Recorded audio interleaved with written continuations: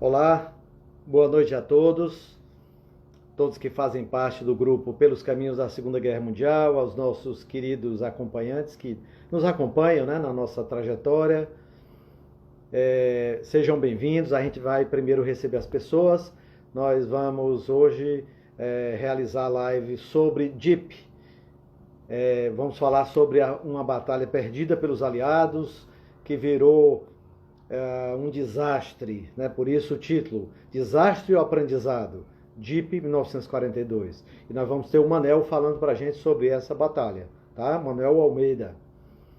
Então vamos só receber as pessoas e daqui a pouco a gente começa. Vamos lá, hoje, dia 8 de agosto, Jacinta entrou, seja bem-vinda, Jacinta. Dia 8 de agosto, é um sábado, fizemos excepcionalmente hoje, às 19 horas, normalmente às 16, porque hoje teve muito futebol e muita gente pediu a gente para mexer no horário, porque senão eles iam perder o seu time jogando, né? Boa noite, Jacinta. Então, vamos falar hoje sobre DIP. Desastre ou aprendizado? Foi a famosa derrota, a famosa logo em 42, que muita gente, por que aprendizado? Porque muita gente disse que os aliados fizeram um teste. Olá, Manuel. Boa noite. Boa noite, Lézaro. E aí, Saudações como é que aí, tá? parabéns ao Palmeiras campeão. Obrigado. Tá bem mole esse Campeonato Paulista para vocês também, viu? Vou dizer uma coisa, viu? Tá meio fácil, tinha obrigação de ganhar. O Pô fechou, Luxemburgo tinha que levar isso aí, né? É verdade, é. Vamos 12 ver agora. anos, né, cara? Sem campeonato, né? Pô fechou tem estrela, né? É, é Vamos ver isso se ele aí. tem projeto para o Bagilelo e outras costas más aí, né? É, Também vamos ver se ele não vai se enrolar no meio do caminho, né? Que não é muito difícil, não. Abraço aí pois pro é. pessoal que tá chegando, Jacinta.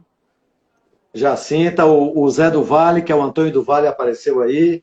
O Vamos lá. Jacinta tá Recebendo as sinalizando o som pessoas. abafado, né? Eu tô aqui no café que eu tava na outra live, o Torra Café, aqui na Marcos Macedo. Muito bom por sinal. Tô num ambiente aberto. Se o som tiver um pouco abafado por isso, vocês me avisam, tentar falar um pouco mais alto aí. Ok. Jacinta, o som que está abafado é o meu, do Manuel, ou dos dois? Fala aí pra gente. Ok, vamos lá. Zé do Vale. Eita, um cafezinho bom, é bom Ô, demais. rapaz, bom demais. E aí, Manel, como é que estão as coisas? Tudo bem, tudo bem. Muito trabalho aí. E agora, falar do que a gente gosta, assim, para relaxar, né? Falar Aham. da...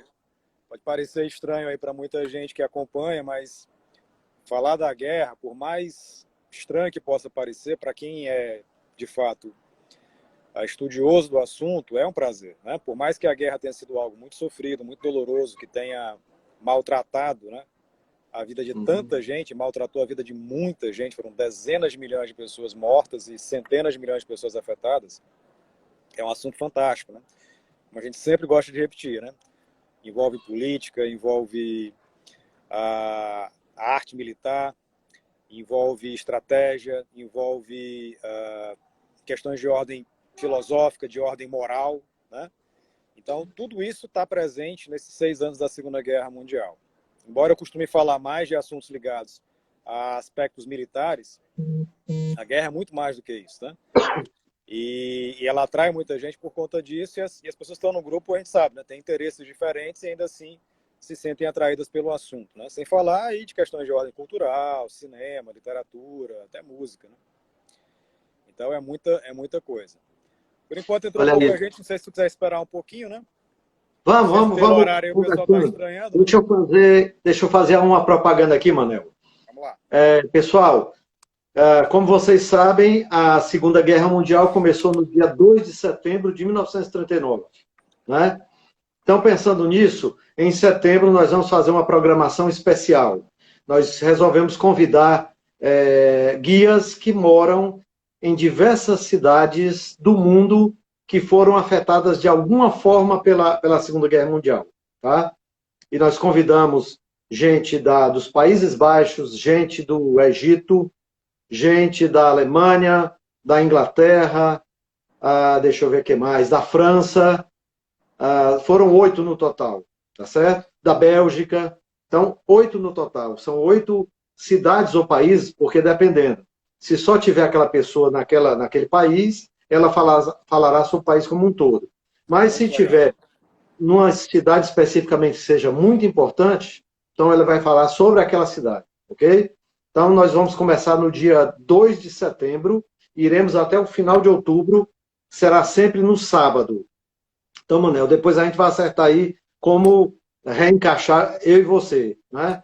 A Perfeito, gente vai, perfeito. a gente colocou no sábado, por quê? Por causa do fuso horário, tá? São 5 horas de fuso horário e a gente teria que colocar durante a semana, não poderia colocar durante a tarde, que as pessoas já voltaram a trabalhar, né? E não podia colocar muito tarde, porque senão vai ser o quê? Meia-noite, 1 hora da manhã lá na Europa. Então a gente resolveu encaixar no sábado. E aí eu Perfeito, e você ficaremos com as quartas-feiras, né? Ou outros convidados, né? perfeito. Então, na quarta-feira, mas isso só em setembro. Na quarta-feira agora próxima, ainda em agosto, nós vamos falar, na quarta-feira comigo, os atentados contra Hitler, tá certo? Foi um pedido da Joaquina, se não me engano, os atentados contra Hitler. No sábado, nós vamos falar sobre a Hitler, um enigma, com um psiquiatra, o Rubens Berta, e agora eu me esqueci do segundo nome dele. Rubens Belser, eu acho que é. Ele é um psiquiatra de São Paulo e vai falar sobre o comportamento de Hitler, a mente de Hitler. Tá? E os outros a gente vai divulgar depois. Ok? Dá E um em alô aqui. setembro, todas essas cidades. Dá um alô aqui para algumas pessoas conhecidas que entraram. Roger, feliz aniversário. Estou devendo aí um abraço para você atrasado aí. Se não me engano, foi sexta-feira teu aniversário. Vou te ligar. O Luiz Carlos Hipólito, que foi meu colega aí nos tempos de J. Macedo. Grande abraço. O Arthur, do Rio Grande do Sul, entrou. Abraço, Arthur. E vamos lá. Vamos, agora já podemos. Vamos Vamos lá, Mané, começar por aí. você. Vamos lá. A Operação Jubileu é o nome militar oficial do assalto, raid, a Dieppe, né? Dieppe é uma cidade portuária francesa. Em 1942, por razões que até hoje, por incrível que pareça, não são tão claras assim, os aliados resolveram atacar essa cidade, atacar o porto de Dieppe, e o ataque foi, do ponto de vista militar, um fracasso. A questão é, por que o ataque aconteceu? Por que aconteceu em 1942?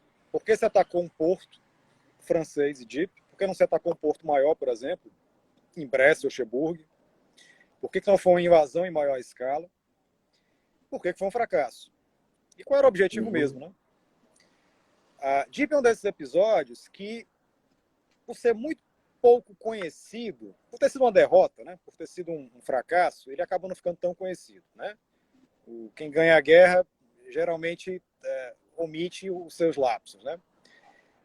Mesmo quando eles não são lapsos completamente definitivos, né? E Dieppe tem uma história que é complexa, não é exatamente um lapso no sentido literal, né? Ou não é pelo menos um desastre no sentido literal, completo desastre. Embora, do ponto de vista militar, o resultado tenha sido lamentável, o alcance desse resultado lamentável foi muito pequeno. Qual é o ponto aí? Aí eu vou voltar a uma live anterior em que eu falei da Operação Tocha, a live imediatamente anterior. Na Operação Tocha, o que é que eu coloquei? Em meados de 1942, os americanos tinham entrado na guerra já há 6 meses e não tinham visto ação. Em meados de 1942, a guerra estava acontecendo mesmo em 2 lugares no front ocidental. A leste do front ocidental, na União Soviética, no território soviético, era uma guerra colossal, gigantesca, uma carnificina medonha, com milhões de soldados envolvidos, 80% das forças alemãs engajadas, e as melhores forças alemãs, os melhores soldados, os melhores oficiais, os melhores generais, né? E completamente comprometidos com aquela guerra, né? Uma pequena força alemã lutando ao lado dos italianos no norte da África, e só. No resto da Europa, reinava um domínio completo e absoluto alemão e a Grã-Bretanha isolada apenas com o apoio americano do outro lado do Atlântico. E os americanos ainda sem uma participação efetiva no confronto. Havia dois contextos importantes aí, políticos adjacentes a isso. Um é, os soviéticos estavam sofrendo o pão que o diabo amassou naquele momento da guerra. Eles haviam sido invadidos em 1941. A invasão foi uma invasão brutal, a Operação Barbarossa, da qual nós conversamos um pouco aqui em outras lives, em uma live específica sobre o assunto. Ela comprometeu a integridade física do país, ela comprometeu a capacidade militar do país, milhões de soldados soviéticos foram mortos, comprometeu territórios que foram tomados, recursos e instalações soviéticas foram destruídos, né? Milhões de civis já tinham sido mortos naquele momento, né? Até então. Então, a União Soviética clamava por ajuda, clamava por apoio. Apoio de qualquer forma, seja o apoio direto, ou seja, apoio material direto que os aliados pudessem prover através do Lend-Lease. Na época difícil, porque os acessos não eram dos mais fáceis. E um apoio direto no sentido de uma segunda frente que contrabalançasse o esforço de guerra soviético. Né? Se os alemães fossem atacados em outro front com força, com rudeza, com efetividade, aquilo podia aliviar a barra para os soviéticos. Né? Mas ali o confronto norte na África era muito pequeno para atrair uma quantidade muito grande de forças alemãs que pudesse de fato se desviar da frente russa. Era preciso abrir uma segunda frente, de preferência na França, porque aí você libertava um grande país e atacava mais próximo da Alemanha e do coração industrial alemão, que era o Ruhr. Né? Ao libertar aí França, Bélgica e Holanda, você praticamente inviabilizaria a guerra para o lado alemão. Problema, os alemães não iam deixar. Segundo, os aliados, tanto britânicos quanto canadenses, quanto americanos, não tinham força suficiente militar para fazer uma operação naquela escala, naquele momento, em 1942. Em 1942 era muito cedo. Britânicos ainda estavam formando um exército de primeira linha. Canadenses ainda estavam formando um exército de primeira linha. E os americanos não tinham um exército de primeira linha. Estavam no início do seu processo de formação. Então, embora dispusessem de grande capacidade econômica, de grande capacidade naval e grande capacidade aérea, embora ainda não completamente suprema ante a capacidade alemã, os aliados não tinham recursos suficientes, nem competências suficientes para atacar a França. Porque atacar um país pelo ar e pelo mar, fazer uma operação em grande escala de invasão, não é um negócio simples, não é um negócio fácil. Então, se resolveu fazer um outro tipo de iniciativa, né? Atacando lá o norte da África na Operação Tocha. Mas vocês vão lembrar que eu comentei o seguinte, a ideia original americana, até para atender esse clamor soviético, não era atacar o norte da África, que é um objetivo secundário. Era atacar diretamente a França. Por mais limitados que fossem os recursos, os americanos entendiam que era o objetivo estratégico e eles tinham que se virar nos 30 para fazer isso. Os britânicos eram mais céticos e não queriam fazer uma operação dessa escala. Para os britânicos, era muito mais interessante, isso faz parte da cultura militar britânica, fazer pequenas ações diversivas ou ações, eu não vou usar a expressão subalternas, eu vou utilizar a expressão periféricas. Né? Essas ações periféricas de desgaste do adversário faziam mais sentido para os britânicos, inclusive para testar quais seriam os pontos fracos dos alemães ou atacar naquilo que os britânicos imaginavam que fosse esses pontos fracos. Os britânicos imaginavam, por exemplo, que era o norte da África por conta do Mediterrâneo e da Itália. E não estavam exatamente errados, né, nesse aspecto. A questão é que a pressão pela segunda frente era muito grande, seja soviética, seja americana. Havia uma pressão da opinião pública britânica de que houvesse uma ação ofensiva militar britânica bem sucedida, né? E havia uma coisa que pode parecer estranha nesse momento, mas vamos lembrar que estamos aí falando de 1942. Um senso de inferioridade britânica naquele momento. Né? Vamos lá, falar de um complexo de inferioridade por parte dos britânicos parece estranho. Né? Os britânicos não são exatamente conhecidos pela sua humildade, muito menos por supostos complexos de inferioridade. Mas naquele momento da guerra, o exército britânico era muito mal visto. pela própria população britânica, pelos próprios políticos britânicos. Havia debates no parlamento britânico, que continuou aberto durante a guerra, criticando o alto comando do exército, dizendo, ó, os caras, o modelo de comando do exército da gente é um modelo ruim, não é meritocrático, os caras que chegam ao comando são lordes, não têm uma formação adequada, são inferiores aos seus correspondentes alemães. Havia políticos britânicos que queriam oficiais poloneses comandando o exército britânico em algum nível, né? Tal era a desconfiança. Por quê? Porque em 2 anos de guerra, o exército britânico, na hora de confrontar os alemães, acumulou um monte de derrotas. Derrotas na Noruega, derrotas na França, derrotas na Grécia, uma derrota calamitosa em Creta, né? na ilha grega de Creta, e derrotas no norte da África. Né? Os britânicos foram bem-sucedidos lutando contra tropas coloniais francesas no Oriente Médio e tropas italianas no norte da África. Mas sempre que se confrontavam com os alemães, era, para usar do bom cearês, peia. Né? Então, E de isso certa gerava... forma, né, Leandro? E de certa forma em Dunkerque, né? Embora Churchill tenha transformado numa vitória moral, mas foi uma derrota, né? Uma retirada nunca é uma vitória, né? No máximo foi, um saque bem sucedido de vidas, mas não foi uma vitória. Então, 2 anos de peia deixaram os britânicos ao mesmo tempo ressabiados em lutar diretamente contra os alemães, e havia ainda uma memória da Primeira Guerra Mundial, do morticínio muito grande, e a percepção de que se você não tivesse ampla superioridade no ar, no mar que havia, e em terra que não havia, você não seria capaz de vencer os alemães. Isso aconteceu em 1944, quando o dia D. Quando o dia D, 2 anos depois, a superioridade anglo-americana era absoluta, total e restrita, né? E aí foi um sucesso. Mas não foi um sucesso que custou barato, né? Custou caro também, né? Mas foi muito mais fácil fazer uma vitória acontecer em 1944 do que seria em 1942, os britânicos sabiam disso. Mas não impedia os britânicos de quererem fazer testes, balões de ensaio, pilotos. Vamos lembrar que nesse momento da guerra não se tinha muito entendimento sobre como fazer uma invasão pelo mar em larga escala. Então, o grande ponto é, se eu vou atacar a França pelo mar, eu preciso capturar um porto.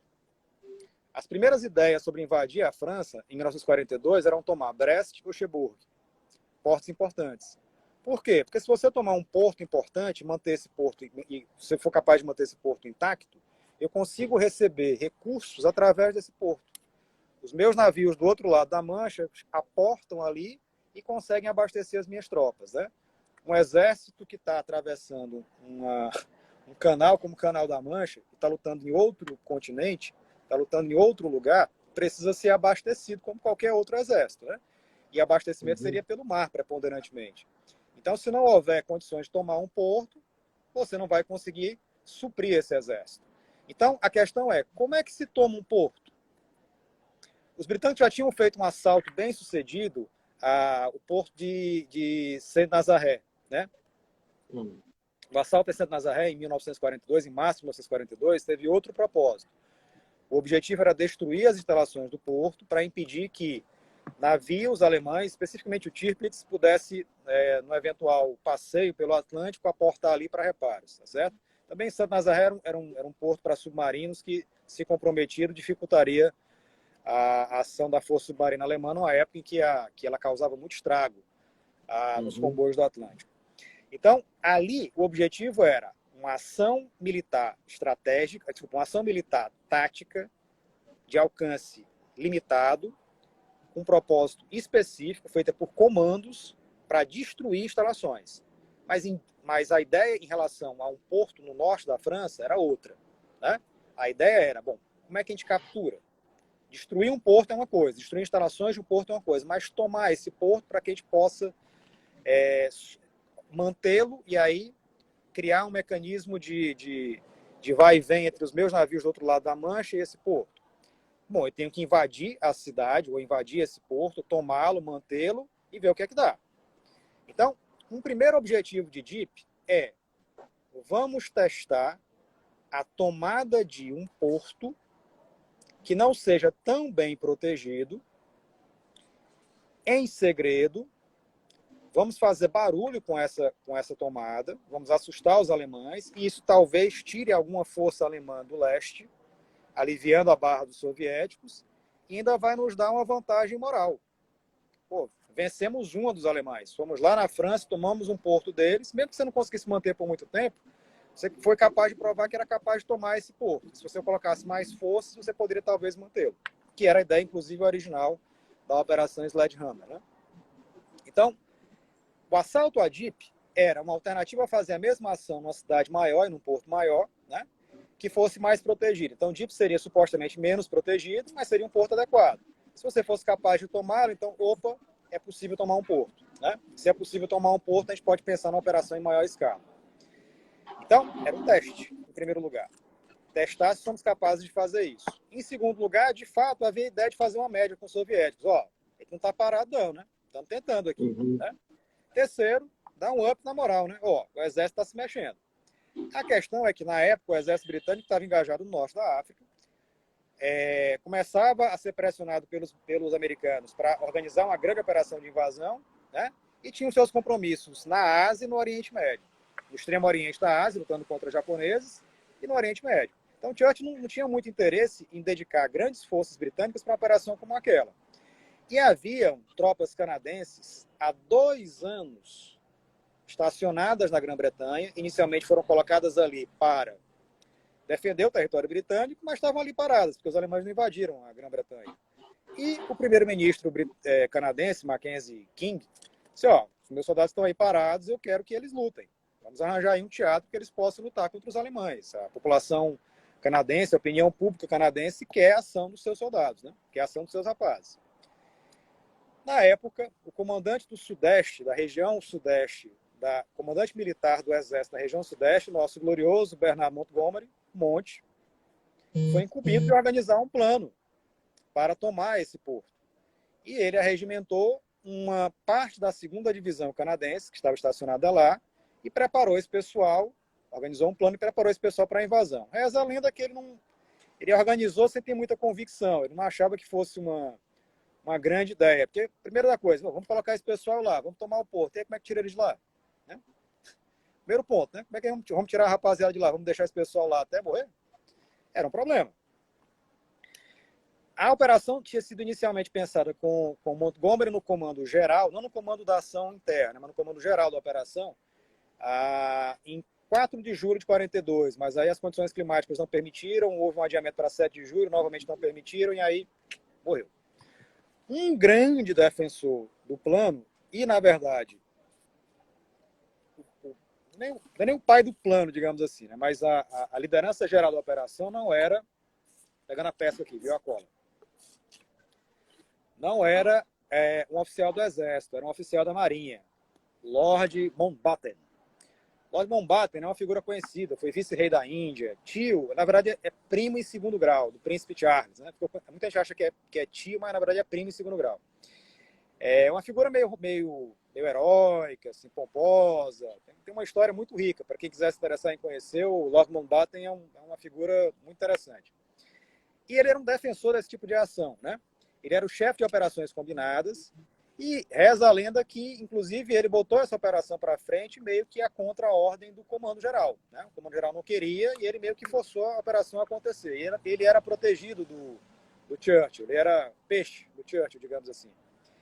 E o Mountbatten, de fato, conseguiu fazer com que a operação acontecesse em agosto. Em 19 de agosto, a operação foi lançada. Como é que ela foi lançada? 6.050 soldados, menos da metade de uma divisão completa, né? Em mais de 270 navios, incluindo aí navios de apoio, navios de lanchas de desembarque, né? São navios apropriados ao desembarque de tropas, e apenas 8 destroyers para poder cobri-los, né? Nessa travessia até da Inglaterra, do sul da Grã-Bretanha até o Canal da Mancha, até o Porto de Dieppe, do outro extremo, na França, né, atravessando o Canal da Mancha. Uma força relativamente pequena, naval, né? Os britânicos tinham uma marinha de respeito. Por que não colocaram aí seus grandes encouraçados, seus porta-aviões para fazer a cobertura dessa força? Vamos lá. O apoio à operação o apoio a esses 6 mil soldados que invadiram eram 5 mil canadenses, 1.000 americanos e 5 mil canadenses, 1.000 britânicos e 50 rangers americanos. Os americanos estrearam aí com uma força de 50 soldados em Jeep. Tá? Inexpressivo. Era um comando comandado por um capitão, o capitão Murray, que era um capitão dos Rangers do exército americano, mas a força era preponderantemente canadense. O apoio era mar e ar, né? Principalmente ar. Né? As esquadrilhas que apoiaram o desembarque eram esquadrilhas fortes do ponto de vista aéreo. Do ponto de vista naval, a cobertura foi modesta. Né? Se comparado aí o que foi a Operação Tocha, no norte da África, o que foi a Husky no Mediterrâneo, na Sicília, e o que seria o dia D, né? A cobertura naval foi insignificante. Em parte porque os britânicos não tinham muita certeza de como é que essa cobertura ia funcionar. Mas se a gente vai levar os grandes encouraçados da gente para fazer essa cobertura, será que eles não vão ficar um alvo fácil? Porque são muito grandes, né? Será que eles não vão virar um alvo?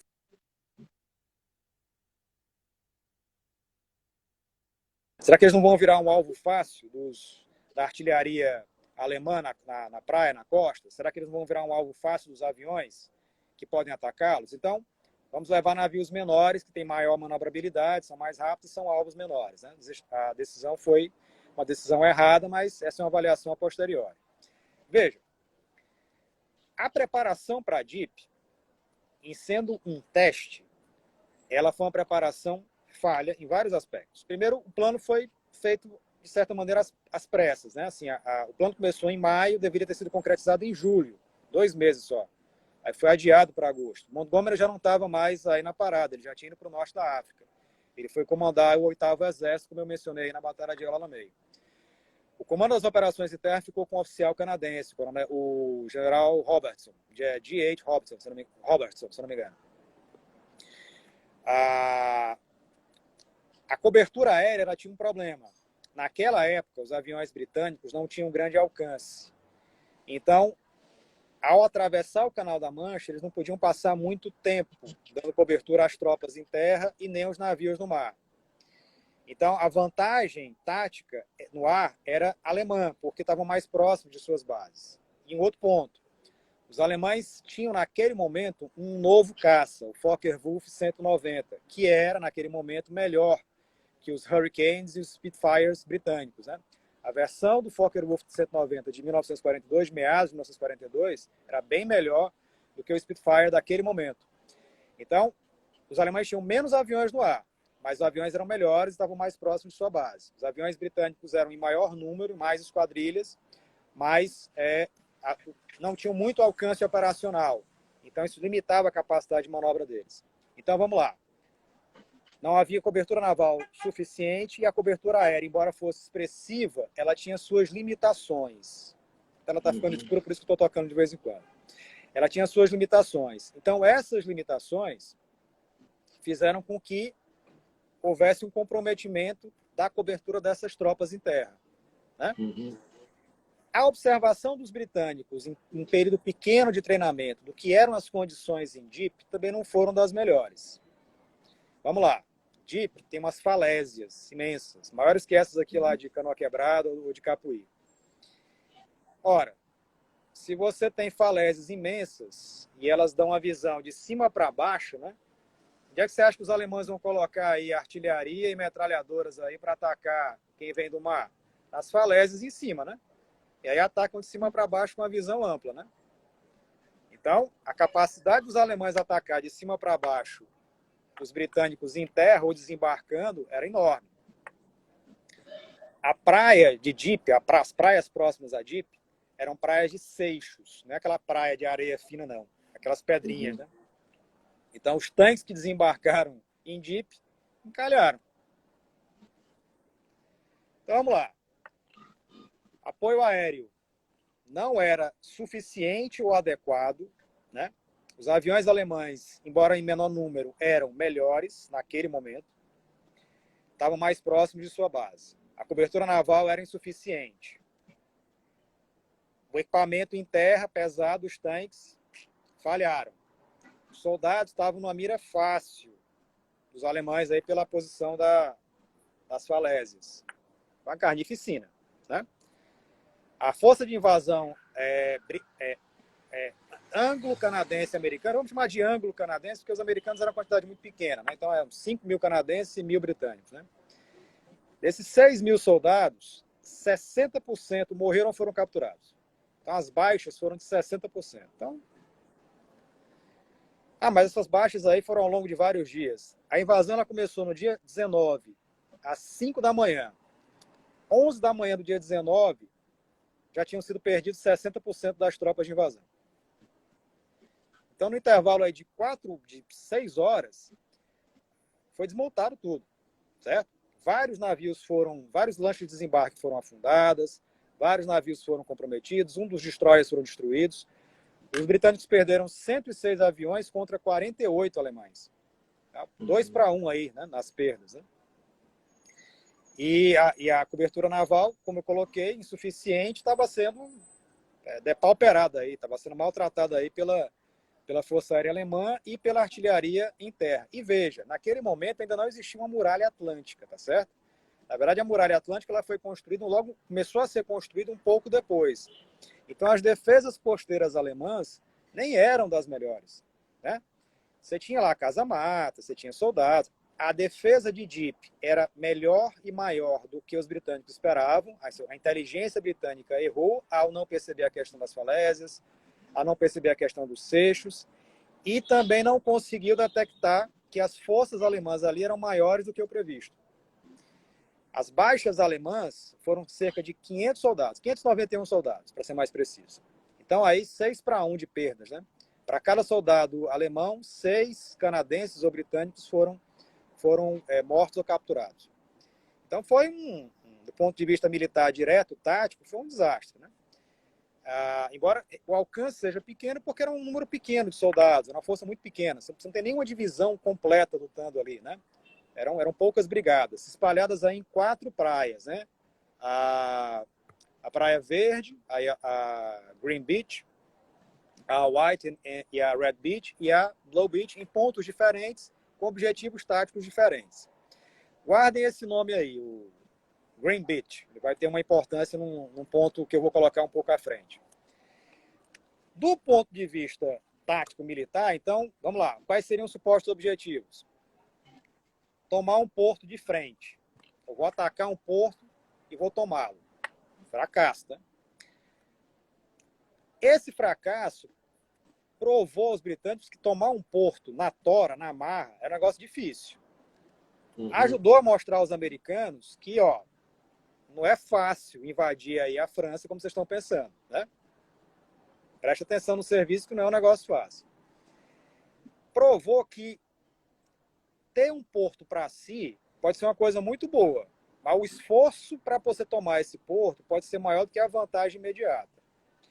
A partir dessa questão, britânicos e americanos começaram a desenvolver em conjunto a tecnologia chamada Murberry, ou Murberry, né? Se tiver um inglês melhor do que eu, pode me corrigir. Os Murberries, ou Murberries, eram portos artificiais. Então, esses portos artificiais foram utilizados no dia D. Burberrys. Burberrys. Eles foram criados para substituir a necessidade de um porto real. Então, olha a coisa fantástica, né? Se criou uma tecnologia nova, uma inovação, portos artificiais, para que se pudesse viabilizar uma operação de invasão sem a necessidade de se tomar uma estrutura portuária já montada e protegida. Então, vamos lá. Fracassamos em Dieppe. Aprendemos que é mais difícil do que parece. Mostramos aos americanos que o negócio não é tão fácil. Teve algum alcance lá na frente russa? Bom, como a ação foi muito pequena, em princípio você pode pensar, não teve nenhum alcance na frente russa, porque o alcance foi limitado, mas não foi bem assim, não. Por conta do que aconteceu, Hitler moveu, e Hitler naquela época era basicamente, além de chanceler, além do ditador, ele tinha meio que assumido o papel de comandante em chefe do exército. Equivocadamente, né? Mas assumiram. E aí ele tirou 2 divisões da campanha do sul da Rússia, né? A campanha Case Blue, a Fall Blau, que entre outros objetivos lá estava lutando em Stalingrado, e levou ou quis levar para o oeste, preocupado que aquilo ali fosse só um balão de ensaio para uma invasão maior. Hitler imaginava que aquilo ali fosse um teste para algo maior. Até que não estava errado, mas ele não tinha compreensão de que era um teste para algo que ia ser feito muito depois, né? Não imediatamente. Não seria agora, né? Não seria naquela hora. Exato. Então, tirar essas forças do sul da Rússia, tirar essas forças aí da Fall-Blau, da Case Blue, enfraqueceu essa operação. As duas divisões acabaram não indo para a França. Uma foi bem depois e a outra ficou na parte central da Rússia, no Bolsão de Rizév, um outro confronto que, se for o caso, a gente fala depois, no moedor de carne de Rizév. Mas deixou os alemães preocupados, né? Logo depois aconteceu a tocha e ficaram mais preocupados ainda em proteger o Ocidente. A questão da fragilidade aérea provou que, bom, precisamos aumentar a capacidade aérea, precisamos de aviões com maior alcance, precisamos construir isso rápido. Já a partir de 1943, os aviões aliados, né, o P-47, o Mustang, no final aí de 43, começaram a aparecer com maior alcance, já para proteger as esquadrilhas de bombardeio que iriam atacar a Alemanha e a própria França às vésperas do dia D. Outro ponto importante. Os britânicos resolveram em Dieppe não bombardear a cidade de Dieppe e o entorno do porto para fragilizar, e aí nesse bombardeio fragilizar as defesas alemãs, porque queriam evitar baixas civis francesas. Veja, o objetivo pode parecer moralmente muito nobre, né? Você não vai querer matar civis aí numa guerra contra um inimigo alemão. Porém, baixas civis numa guerra, infelizmente, são inevitáveis. E ao se privar de um ataque a essas instalações pensando nos civis, as instalações de defesa alemã ficaram intactas, né? E aí foram usadas contra quem? Né? Então, em 44 isso aconteceu? Não. Em 44, o bombardeio foi colossal no norte da França, às vésperas do dia D. Então não tiveram pena, aprenderam. Então, Dieppe gerou aí uma série de pequenos aprendizados que foram muito úteis na Sicília em 43, mas principalmente na França em 1944. Você precisa de um apoio naval efetivo, de bombardeio naval pesado, você precisa de supremacia aérea total, você não pode ter aviões inimigos ameaçando as suas tropas de invasão, nem os seus navios, seja navios de desembarque, seja navios de apoio. Você tem que ter um serviço de inteligência que descubra exatamente qual é a capacidade do inimigo para entender qual é o melhor ponto para essas tropas desembarcarem, para evitar que aconteça uma reação efetiva. E você não pode ter erros a lá Chapolin Colorado ou Chaves no processo, né? Aconteceu isso também em Dieppe, né? Os navios utilizam normalmente fumaça para despistar. Quem já viu algum filme de guerra naval, que se passa aí no século XX, vai ver que um navio, quando está em ataque, né? Um destroyer, um cruzador, um encoraçado, quando está atacando um ao outro, quando ele se sente numa posição de desvantagem, ele manobra e solta um rojão de fumaça para poder afastar, digamos assim, a visibilidade do adversário, né? Uma época que os radares tinham alcance limitado, isso era muito importante. Os navios que estavam no apoio ali fizeram isso, né? Qual é o problema, né? O vento bateu contra a praia, né? Aliás, do mar para a praia, né? Em favor da praia, e aí a visibilidade de quem estava comandando as tropas nos navios, comandando o desembarque, ficou comprometida. E aí os caras estavam levando pé na praia e o general Robinson, manda mais, manda mais, manda mais. E só o pessoal levando na cabeça. Então, até esse tipo de erro meio Chapolin Colorado rolou. Não aconteceria em 1944. Não aconteceria no dia D. Então, Dieppe foi um desastre? Foi. Foi um aprendizado? Também foi. Mas foi um desastre em pequena escala para um aprendizado em enorme escala. Veja, o propósito não foi aprender. Você não leva 6 mil soldados para uma praia, perde 60%, rapaz, essa é uma baixa aceitável quem está querendo aprender, não é isso, né? Mas foi a consequência da ação. Então, uma ação mal planejada, pior ainda executada, acabou levando a aprendizados importantes. E é um outro elemento que surgiu depois. Esse elemento é mais cinematográfico, digamos assim. Mas é verdadeiro. Embora o que eu vou falar aqui, não é uma coisa, não é um consenso de que tenha sido o propósito oculto de DEEP. A questão de um propósito oculto em alguma operação militar é muito interessante se ver num filme ou na literatura, mas nem sempre no mundo real é um fato. Mas às vezes é utilizado como propaganda, né? Para fazer uma média. Em DEEP, os alemães tinham uma estação de radar importante, um radar novo, radar Freya, que os britânicos conheciam, não conheciam bem essa tecnologia. E, na verdade, os britânicos imaginavam que os alemães tivessem 2 sistemas de radar inovadores, o Freya e outro. E os alemães, os britânicos não tinham um entendimento muito claro do que eram as capacidades aéreas britânicas na França, do que era a capacidade desses radares de detectar a ação aérea dos britânicos vindo do outro lado da Mancha até a França ou em direção à Alemanha, né, passando aí pela Bélgica, pela Holanda. E eles precisavam entender isso, então, como é que funciona o Freya. Há um outro sistema de radar de backup secundário, qual é a compreensão, qual é o nível tecnológico que eles estão em relação ao nosso próprio sistema de radar, né? Qual é a vantagem estratégica que esse sistema oferece. Aí você vai ter um personagem judeu, britânico, um prodígio chamado Jack Nissenthal, típico nome judeu Askenazi. O Jack Nissenthal, um jovem de 22 anos, era um gênio da eletrônica.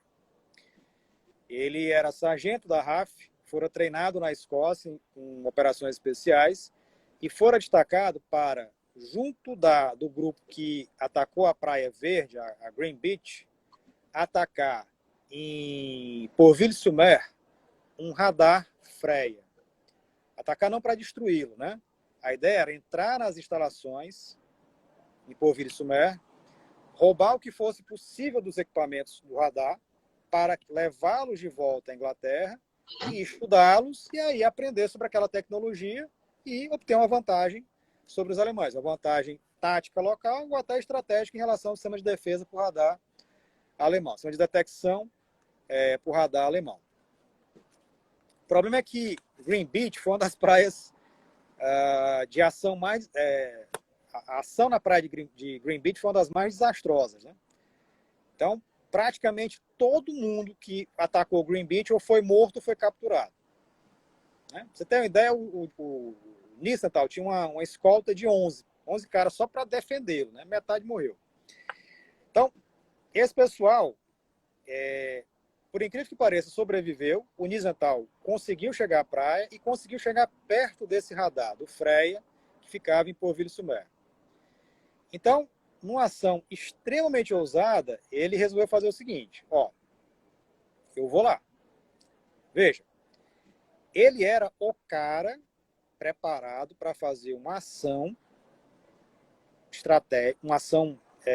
militar de cunho estratégico, extremamente ousada, né? Entrar na instalação militar, instalação de radar, e roubar um segredo militar.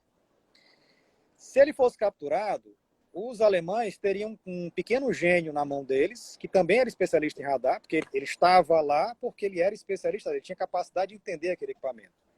Então, as ordens dos soldados que estavam com ele eram: se ele for capturado, mate-o. Ou seja, os soldados canadenses que estavam com o cara estavam para protegê-lo, mas também para matá-lo. Se ele fosse capturado, ele tinha que morrer. Ele levava consigo uma cápsula de cianeto. Mas se os amigos dele não conseguissem matá-lo, ele mesmo mastigava a cápsula de cianeto e morria. Quando ele chegou perto da instalação, ele tomou a decisão de entrar nela. Não, eu vou tentar fazer alguma coisa aqui. O que é que ele fez? Pegou 2 granadas de um soldado morto e colocou no cinto. E a cápsula de cianeto. Se alguém tentar me capturar, eu explodo as granadas e morro. E se eu não morrer, eu tomo a cápsula de cianeto. Então, um garoto de 22 anos, vou pegar essa rapaziada de 22 anos aqui, se levar um tabefe já desmonta, né? Mas ele lá... Então, assim, o cara foi, ele fez observações importantes em relação à dinâmica do radar, né? Como é que ele funcionava, do ponto de vista, né? Como é que ele girava, como é que ele se posicionava, porque aí o cara que é especialista, que é observador, vendo o movimento do radar, ele consegue entender qual é o tipo não é nem o alcance, não, mas o que é que ele está preparado para captar? Alcance de aviões pequenos, de aviões médios, de aviões grandes. E ele fez mais uma coisa interessantíssima. Ele, sabendo que as instalações de radar alemã na França se comunicavam via telefone, ele sabia que era impossível os britânicos conseguirem capturar a informação, capturar a comunicação entre as estações de radar. Então, eles não conseguiriam espionar essas estações de radar porque a conversa era telefônica. Mas ele sabia que se ele comprometesse essa comunicação telefônica, cortasse os cabos, né? Os caras iam ter que sair do telefone e ir para rádio. Né? Porque estavam no meio de uma invasão, tinham que conversar com alguém, né? Para serem orientados e para orientar. Então, o que é que ele fez? Ele conseguiu sabotar as instalações, a fiação de telefone, né? Ao sabotar, os alemães que estavam na estação, na freia, mudaram para radar, e aí a comunicação deles por radar com outras estações, a comunicação deles por rádio com outras estações, começou a ser captada e a ser traduzida. Então, veja, ele voluntariamente fez uma ação de sabotagem, né? Ele tomou a decisão de fazer uma ação de sabotagem, premeditada. Ele sabia que ao fazer a ação contra a estrutura telefônica, isso ia levar à necessidade de atacar, de se comunicar pelo rádio e aí se expor os alemães ali. E aquelas informações que foram capturadas foram extremamente importantes para o comando da RAF compreender como é que funcionavam as estações de radar e até para entender qual era o tamanho do efetivo aéreo alemão, porque eles usavam as informações dessas estações para embaralhar o conhecimento que a RAF tinha da capacidade aérea na França. Pergunta se esse cara levou uma medalha. O cara voltou para a Inglaterra, né, fez o trabalho dele, mas como era uma ação de segredo, uma ação secreta, uma ação de comando, ela só foi revelada muitos anos depois, décadas depois, né, quando os arquivos foram abertos, e ele não foi condecorado porque não podia, segredo de guerra. Mas vamos aí. Ô, Manel, vamos dar uma olhada, ver se tem alguma pergunta. Você percebeu alguma pergunta? Eu acho que não teve. Eu acho que não teve. Deixa eu só fazer um adendo, então. Manel, nós estivemos lá em Dipe, tá? Eu e Leta tivemos lá na cidade, uma cidade lindinha, uma espécie de balneário com um cassino enorme, como você sabe, né? Essa cidade de fronteiras é muito comum elas terem um cassino, onde as pessoas se sentem atraídas para passar as férias, veraneio, etc. Né? Se eu não me engano, em Porvir-Sumer tem um cassino. Isso. Se eu não me engano, em Porvir-Sumer tem um cassino. Isso. Aí, lá em Dipe nós vimos principalmente 3 coisas. Nós vimos a praia, e quando você falou no cascalho, né, em que os tanques atolaram, é muito fácil de perceber. Na hora, elas são, inclusive, curtas e assim meio em declive. Né? Aí que piorou a coisa, né? Tem o castelo de Dipe, que hoje é um museu da Segunda Guerra Mundial, tá certo?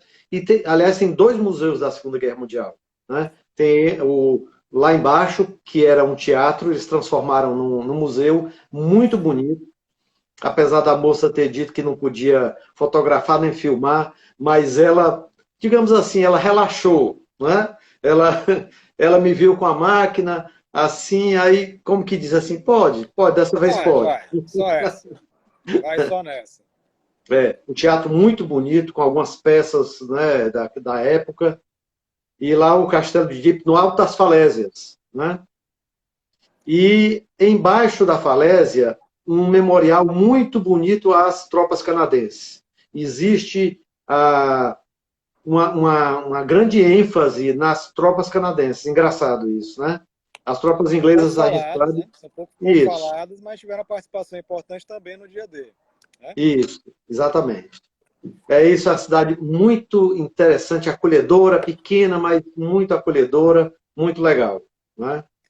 Dipe, essa questão do Canadá é importante porque assim, os britânicos, os canadenses se sentiram literalmente sacaneados. Né?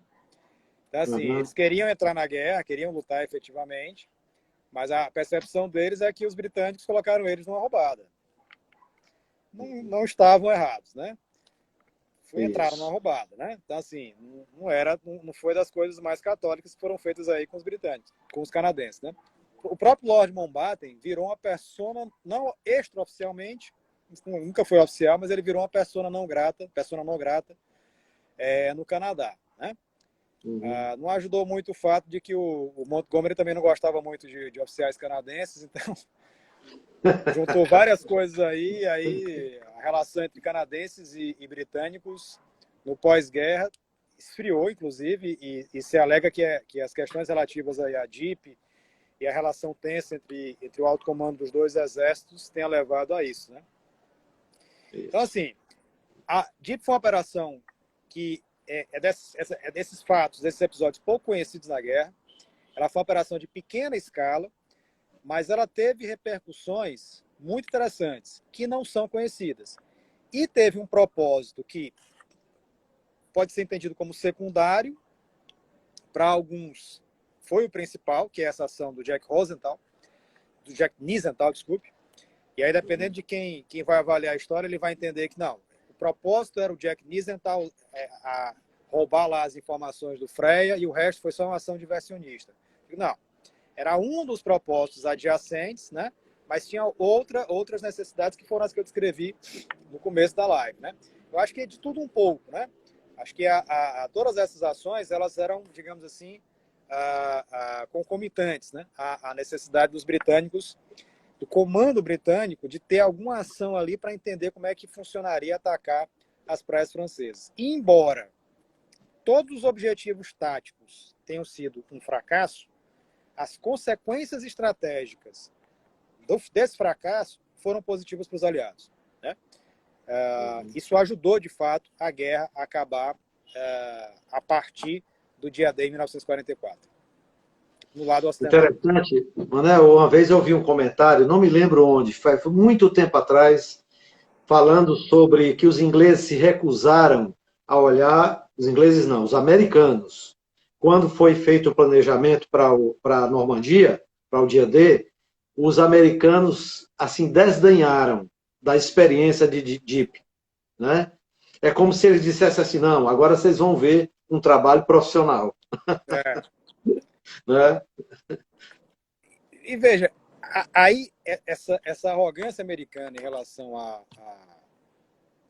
sua própria capacidade militar, ela tem um pouco a ver com o fato de que os americanos entendiam que o poderio econômico deles era tal que o comando sobre tudo aquilo, sobre todos aqueles teatros ali no Ocidente, de fato devia ficar com eles. Mas, do ponto de vista de experiência militar, é claro que os britânicos manjavam muito mais, né?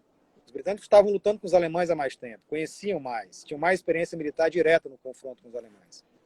Os americanos, na verdade, nunca lutaram contra os alemães no seu melhor momento, né? Quando os americanos começaram a lutar com os alemães, o poderio militar alemão já estava em franco declínio, né? Uhum. Uma grande questão, e aí entra um pouco aquele material que eu escrevo, né? Aquelas questões que eu gosto de ucronia e distopia, se os americanos tivessem lutado com os alemães aí no seu ápice, quando os americanos ainda estavam no seu estágio inicial de formação militar, os resultados teriam sido desastrosos para os americanos. Porque a inexperiência, a ineficiência, a precariedade da força americana no seu princípio, ante a experiência e capacidade alemã no seu apogeu, não ia dar outra, né? Ia dar uma perda em cima dos americanos, né? Mas aí as coisas aconteceram em favor da civilização, né? Os americanos chegaram ao seu apogeu quando os alemães estavam no seu declínio, né? E aí a experiência britânica, quer os americanos queiram ou não, foi muito útil, nos ajudou, né? Ela foi importante para que os americanos não cometessem erros e precipitações. Ter atacado a França em 42 em grande intensidade teria sido um grande erro, na minha opinião, né? Nem todos os historiadores americanos vão concordar com isso, mas eu entendo que os britânicos nesse aspecto estavam corretos e os que defendem a posição britânica hoje estão corretos. Teria sido um erro sim atacar em 1942. Poderia ter encurtado a guerra? Sim, poderia ter encurtado a guerra, mas também poderia ter sido uma derrota que custaria outra iniciativa de invadir a Europa. E talvez a guerra na Europa fosse outra, fosse uma guerra só pelo ar, só de bombardeio, talvez se tentasse usar bomba atômica na Europa, e aí as repercussões seriam desastrosas, né? Ok. Manuel, então vamos aproveitar esse finalzinho aí da live para a gente fazer de novo aquela propaganda, né? Perfeito. Na próxima quarta-feira, nós vamos falar sobre os atentados contra Hitler, ok? Às 20 horas, quarta-feira. No sábado, às 16 horas, nós vamos receber o Rubens, que ele é um psiquiatra de São Paulo, vai falar sobre Hitler, um enigma, ok? As da outra semana nós ainda vamos decidir o tema, mas em setembro e outubro nós falaremos sobre uma série especial chamada Memórias da Segunda Guerra Mundial. Isso em várias cidades. Munique, Paris, ou cidade ou país. Munique, Paris, o Egito, que mais? A Bélgica, a Toscana, os Países Baixos. São 8 localidades que a gente vai falar. Quem são? São os guias, só tem um estrangeiro, que é o do Egito, mas os restantes são brasileiros que moram nessas cidades, são guias experientes que vão falar sobre aspectos, memórias da Segunda Guerra Mundial nesses países, tá certo? Então será o sábado às 16 horas durante 2 meses, ok? Show de bola. Valeu? Manel, se despeça aí. Então, pessoal, boa noite aí, espero que tenha agradado, né? A gente já sabe, aliás, aqui esse horário não é um horário que muita gente consegue participar, né? O horário das 16 horas é um horário que o pessoal participa mais. Mas, parece que sim. Um grande abraço aí e espero que tenham gostado. Valeu, Manel. Obrigado aí, obrigado ao Manel, obrigado a todo mundo que participou. Vamos continuar acompanhando. Ok? Valeu, Manel. Um abração. Tchau, tchau.